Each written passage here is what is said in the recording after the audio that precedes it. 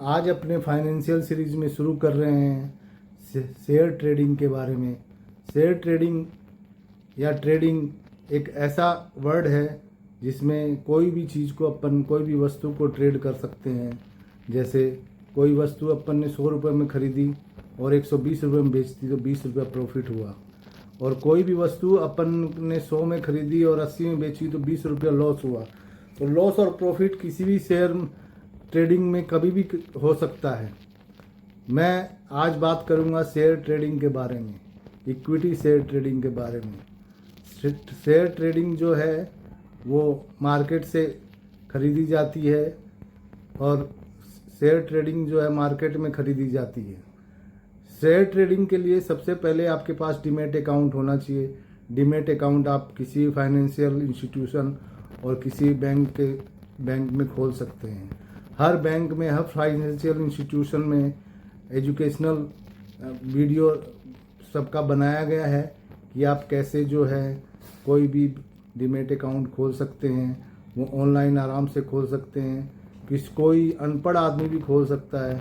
अब उसमें कोई ज़्यादा भेदभाव रहा नहीं, कोई एजुकेशनल, और शेयर ट्रेडिंग में कोई एजुकेशनल क्वालिफ़िकेशन भी नहीं है। अगर भारत में एजुकेशनल क्वालिफ़िकेशन देखी जाए तो 90% लोग तो ऐसे ही बाहर हो जाएंगे, शेयर ट्रेडिंग कोई भी नहीं कर पाएगा।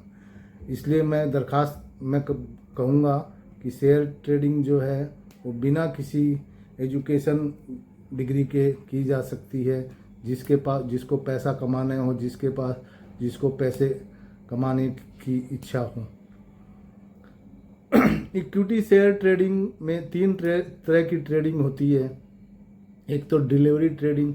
डिलीवरी ट्रेडिंग में नॉर्मली आप क्या करते हैं कि मार्केट में जैसे कोई शेयर, मान लीजिए रिलायंस का ही शेयर 1200 रुपये का है, तो 1200 रुपये में आप जो है बाई करते हैं और उस शेयर की आपको डीमैट अकाउंट में क्रेडिट हो जाता है। और अगर सेल ऑप्शन रखते हो तो आपके डीमैट अकाउंट से वो माइनस हो जाता है। ऐसे ही है शेयर ट्रेडिंग।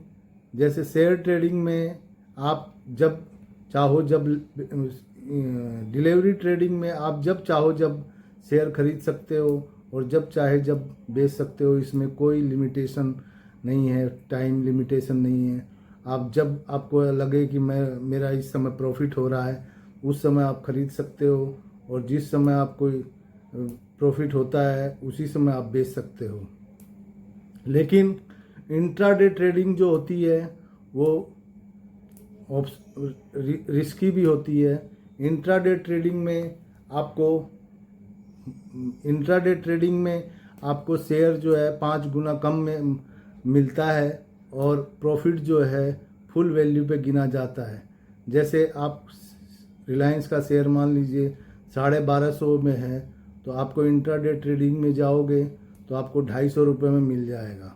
जो चीज़ 1250 की है वो 250 में 5 गुने कम में मिल जाएगी, लेकिन उसका प्रॉफिट जो है वो फुल वैल्यू पे गिना जाएगा।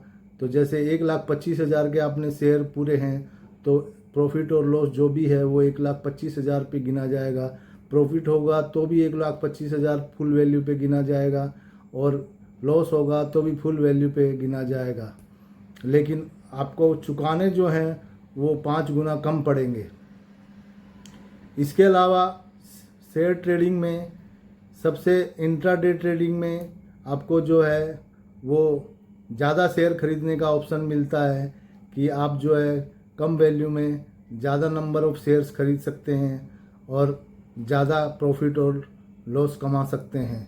इसमें जो है फाइनेंशियल नॉलेज होना बहुत ज़रूरी है, अदरवाइज जो है आपको लॉस हो सकता है। इसके कॉल एंड ऑप्शन में F&O जो होता है उसको कॉल एंड ऑप्शन भी बोलते हैं।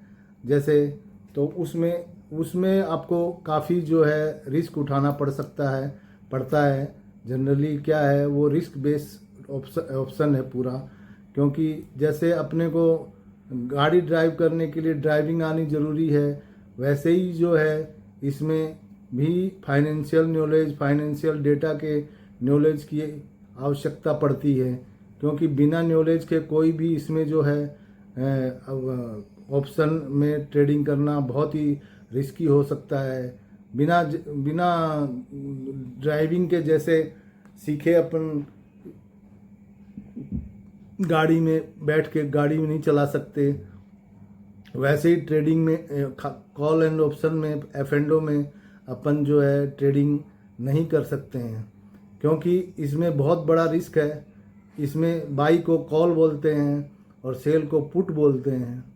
इसमें जनरली निफ्टी और BSE निफ्टी का जो है वो ट्रेडिंग होता है। आपको जो है इसमें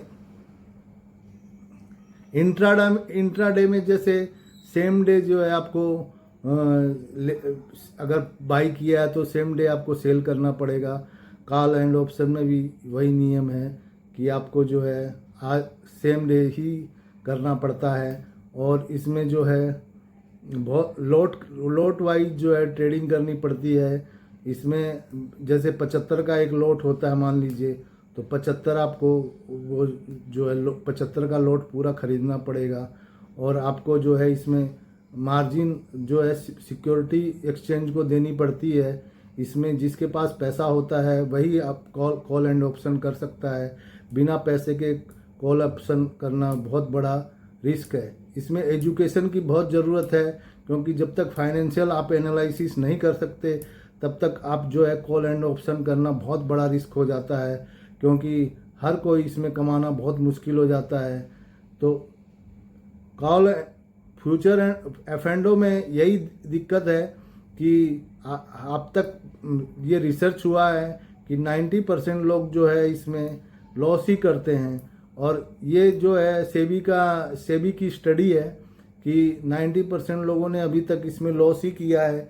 कमाने वाले मुश्किल से 10% है, जिनके पास डिग्री है, जिनके पास मान लीजिए मेंबरशिप है, वही लोग कमा सकते हैं। बाकी सब अभी तक गंवा ही रहे हैं। और आज कमा लिया तो कल गंवा दिया, कल कमा लिया तो आज परसों गंवा दिया, ऐसा करके ही ये जो एफ&ओ का व्यापार चलता रहता है। और एफ&ओ में जो है वो आज तक सबको लॉस का ही सामना करना पड़ा है, क्योंकि एफ&ओ बहुत बड़े रिस्क फैक्टर से चलता है। हालांकि इसमें कमाई होती है तो आदमी अमीर भी हो जाता है, लेकिन अब अगर लॉस होता है तो आदमी के सब कुछ दांव पर भी लग जाता है। मैं यहीं पर ये अपना वीडियो समाप्त करता हूँ, क्योंकि अगर ज़्यादा इसमें समझाने की कोशिश की जाए तो ये बहुत बड़ा वीडियो हो जाएगा और बोरिंग हो जाएगा। इसलिए मैं सबको बोलता हूँ कि आप ये मेरा वीडियो लाइक शेयर और सब्सक्राइब ज़रूर करें। और मैं कोई एडवाइज़र नहीं हूँ, एनालाइज़र नहीं हूँ। मैं आपसे रिक्वेस्ट करूँगा कि मेरे भरोसे जो है आप शेयर मार्केट में खरीद और बिक्री ना करें। आप किसी सलाहकार से सलाह लेके फिर ही करें। धन्यवाद।